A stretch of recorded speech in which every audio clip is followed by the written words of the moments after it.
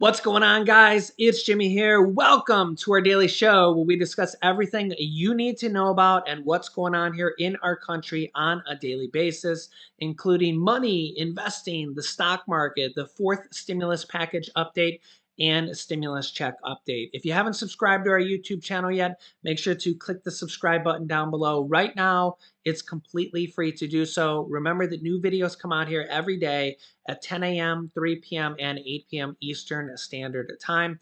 And also, thanks for hitting the like button for us down below. First, let's start with Senator Bernie Sanders, who says the Senate needs to change and they better start doing more. Check this out.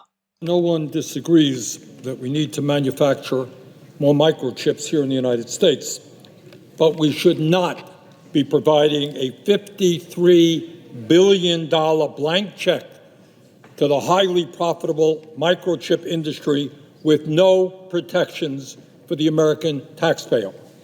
The 5 companies that will likely receive the lion's share of this funding, Intel, Texas Instruments, Samsung, Micron Technology, and Global Foundries, made over $75 billion in profits last year and spent over $18 billion on stock buybacks.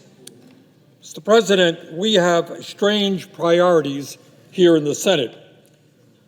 We can't extend the child tax credit to combat child poverty. We can't deal with the crisis in child care. We can't provide dental care to seniors on Medicare. We can't deal with climate change, but somehow we can provide a massive amount of corporate welfare to a handful of corporations. The motion I'm offering today would instruct the conferees to impose the following conditions on companies receiving this assistance. They must agree to issue warrants or equity stakes to the federal government. If private corporations are going to benefit from $53 billion in taxpayer welfare, the financial gains must be shared with the American people, not just wealthy stockholders. Further, these companies must agree to not buy back their own stock, not outsource American jobs, not repeal existing collective bargaining agreements, and remain neutral in union organizing efforts. Mr. President, what we're talking about here is not a radical idea.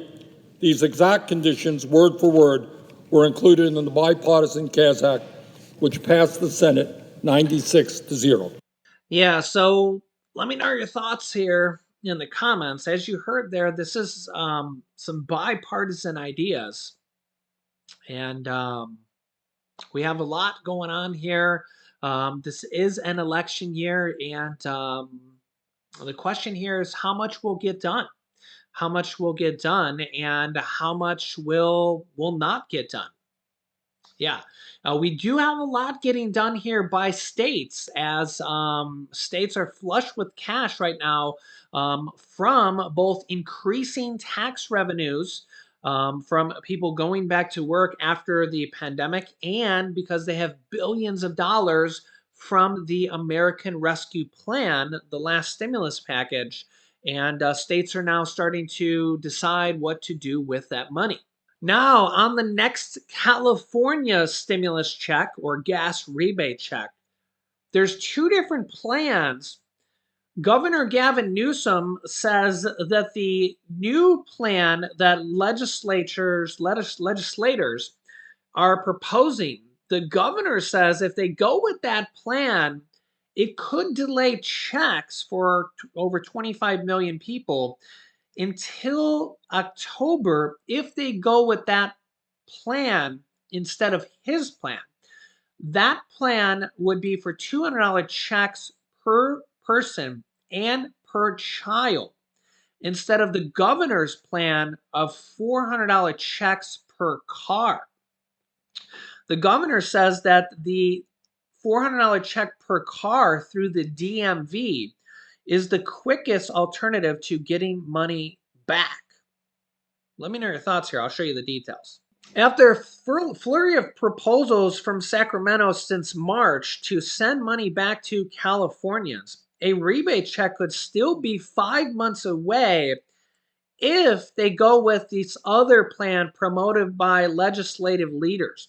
the governor warned, as he argued that his contentious plan linking financial relief to car ownership is the quickest alternative to landing money back in people's wallets. In a recent interview with the Bay Area News Group editorial board, Governor Newsom criticized California's Democratic leadership, even though he's a Democrat, for outlining a plan that would funnel $8 billion through the franchise tax board, which he said could add months to the refund timeline. Under the proposal, taxpayers making up to $125,000 would see $200 checks per person and $200 for each child or other dependent. He says the FTB, the Franchise Tax Board, can't get money out quickly because they're in the middle of tax refund season. And we know, just like the IRS, they're probably overwhelmed, just like the IRS is. Good luck. If you try to call the IRS, good luck. Adding that refunds would start in late September and could span all the way into next spring. He says, my sense was people may get a little cranky about that. They may want a little quicker relief. The wrangling between Democrats, who hold a supermajority in the legislature, over how to give Californians relief at the gas pump has dragged on for weeks as gas prices remained well over $5 a gallon in California for the past 2 months. California has higher gas prices than pretty much everywhere in the US because they have higher taxes and they have a special blend of gas in California to keep smog and pollution down. But they remain kind of at odds on what to do. The governor has proposed $400 checks per vehicle per Californian, capped at $800 for 2 vehicles, totaling $11 billion in rebates under the governor's plan. Through the Department of Motor Vehicles, not the Franchise Tax Board, would be responsible for distributing debit cards that could start hitting mailboxes earlier in the summer, the governor said. The 2 vehicle rebate cap would prevent people with 23 Teslas, quote, from exploiting the state's generosity. But Newsom said this rebate should include higher income earners who were left out of the previous stimulus check that was limited to earning $75,000. I don't know about that, but in some areas of California, $75,000 is not that much. I mean, that's not enough to buy a studio apartment in a lot of places of California. We want to acknowledge that the middle class felt a little left out of the last one. The governor has also called for public transit grants as part of his proposal to allow transit agencies to provide free rides for at least 3 months. The Golden State is now estimated to have a booming $68 billion surplus, and they will probably continue sending out stimulus checks and other type of checks like this for quite some time. So I'll keep you up to date on that. Next up, West Virginia Democrats want gas tax relief added to their agenda for the state of West Virginia. Check this out. West Virginia House Democrats want Governor Jim Justice to add gasoline tax relief plan to their special session agenda, which begins on Monday. There were a lot of bills added to this special call, they said during a news conference. Unfortunately, the people's voices were not heard. Scaff and several other House Democrats held their news conference directly in front of the governor's office. Democratic lawmakers have been pushing for gas tax relief for more than a month and publicly and privately asked Justice to add it to the special session agenda. House Democrats sent a draft of their legislation to the governor's office and said he still has the ability to include it in their agenda. Only the governor can add legislation to the special session agenda, saying, quote, people are struggling right now. We hear from everybody. It's not a partisan issue like we've said before. We don't care who takes the credit. Let's just talk about it. Work together as West Virginians and give most relief we can. We're very disappointed we did not see that on the call. Well, apparently the governor doesn't want it. The proposed relief, which has support from House and Senate Democrats, would temporarily suspend gas tax and partially alleviate high prices at the pump for at least 30 days. And they would do so like other states, like such as Maryland. Their plan would only cost the state $35 million. That's not a lot at all. And we have the money to do it. The state's surplus is over $600 million. Oh, oh, there you go, West Virginia.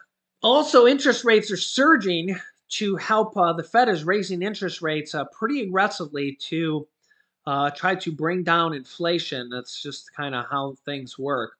You can see here U.S. mortgage rates surged to the highest levels since 2009. So that's, yeah, like 13 years. Yeah, so check this out.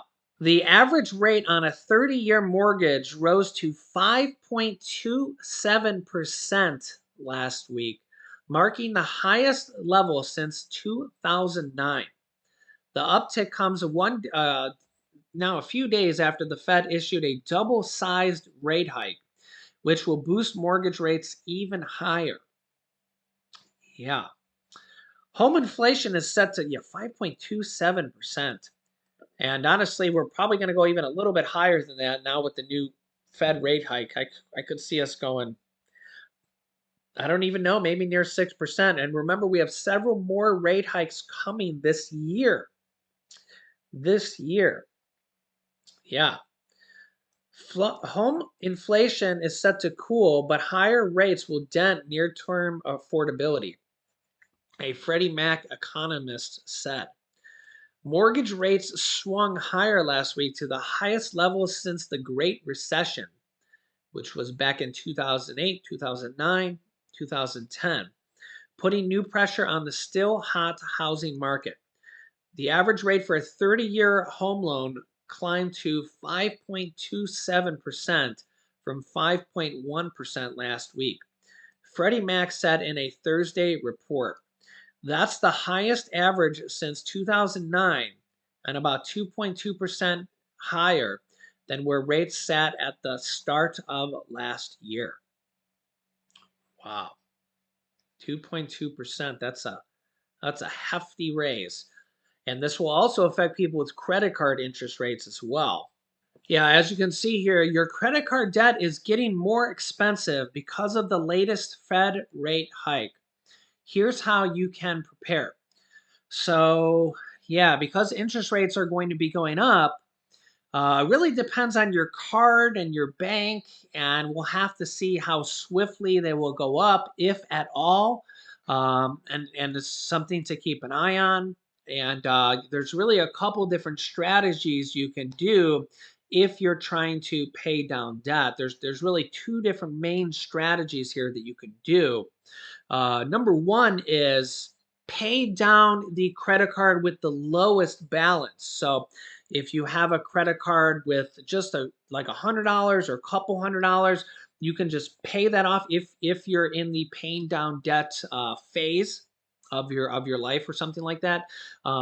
Just pay that off and just lock it away, put it in a safe or put it away or just cut it up if you want to. Don't necessarily close it. Some people are divided by this. You could close the account, but your credit report will take a little bit of a hit for that. When you close an account, you lose a little bit of your credit score because you lose that amount of credit you have. Okay, but some people do that because they lose they don't have the urge to then go spend it. So if you don't have the willpower, um, you know, but if you just cut it up and you don't have the card no more, I don't know. It's up to you. It's up to you. But the important thing is that you don't go charge it up again. Okay. So that strategy number one is pay off the lowest debt amount that you have. So you start with the credit cards that have the lowest balance, the lowest balance. So say you have three or four credit cards, five credit cards, and one only has a couple $100 or something like that. Pay down those first. because then you get a win. Okay, say I've completely paid off credit card number one. It's completely paid off. Then you don't have that monthly payment anymore. Okay, when you don't have that monthly payment anymore, then you can apply that $50 a month payment as an example. You can take that payment and then you can apply it to credit card number two with the next lowest amount. Okay, then you're basically applying two payments to credit card number two, and then you can work on paying that one off as well. And that's a really good strategy because then you're paying two payments, but it's still the same amount of payments that you were paying, and then you can quickly pay off credit card number two. That's a pretty good. I think it's called the snowball strategy. Pretty good strategy there. The other strategy, it's not a quick win strategy, but you will kind of save more money per se on the other strategy. That's pay down the credit card with the highest interest rate. Because technically the highest interest rate is the credit card charging you the most money. The problem with that one is, let's you could have a $10,000 balance or $5,000 balance or something like that, and it might take you a long time to pay it off. But technically, you're paying down the debt with the highest interest. Okay, so if you have a 20% interest rate on that, you're paying down 20% interest. Just as an example, just picking numbers out of the air here. But yeah, so for example, if you have a credit card with, again, we'll just pick numbers out of the air here, 15% interest, and you have one with 20% interest or 25% interest, um, paying down the credit card with the higher interest will save you more money. But, if you go with the other strategy where you just, you pick the one with the lowest balance, and then once it's paid off, you don't use it anymore. It's you either cut it up or you put it away in the safe or close it if you want to. That's up to you. Like I said, you'll lose that. You'll lose the card. You'll lose it. You'll lose some credit score rating. Um, like I said, it's totally up to you. Some people go different ways on that, but then you can apply that payment and the payment you were using on card number two, and you can apply double payments on it. It's kind of like a snowball effect there. So there is a kind of couple different rating ways to pay down debt. But that's the thing is that credit card interest rates are going to start going up. So if you were paying 15%, it might go to 16% or 17% or something like that. And each credit card is going to be different, but it's something to keep an eye on. Something to keep an eye on. So let me know your thoughts here in the comments. I'll keep you up to date here on everything going on here in our country. Let me know if that was helpful. Um, I'm a financial person. I'm a numbers guy, so I just kind of keep. This is just kind of in my wheelhouse. I'm just kind of just numbers are my thing. So yeah, I'll keep you up to date here with everything going on here in our country and what's. Like I said, there's going to be potentially 5 more interest rate hikes this year as well. So remember that interest rates are going up even more this year and even potentially next year as well.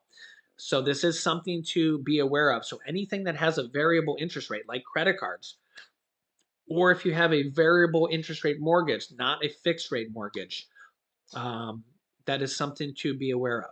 So yeah. Make sure to subscribe down below to our YouTube channel. It's completely free to do so. New videos come out here every day at 10 a.m., 3 p.m., and 8 p.m. Eastern Standard Time. You can click here to watch my newest video next, or you can click here to see my video about stimulus checks that are going out in May for multiple groups of people. So click on one of those videos next. Thanks for watching, guys, and I'll see you in the next video.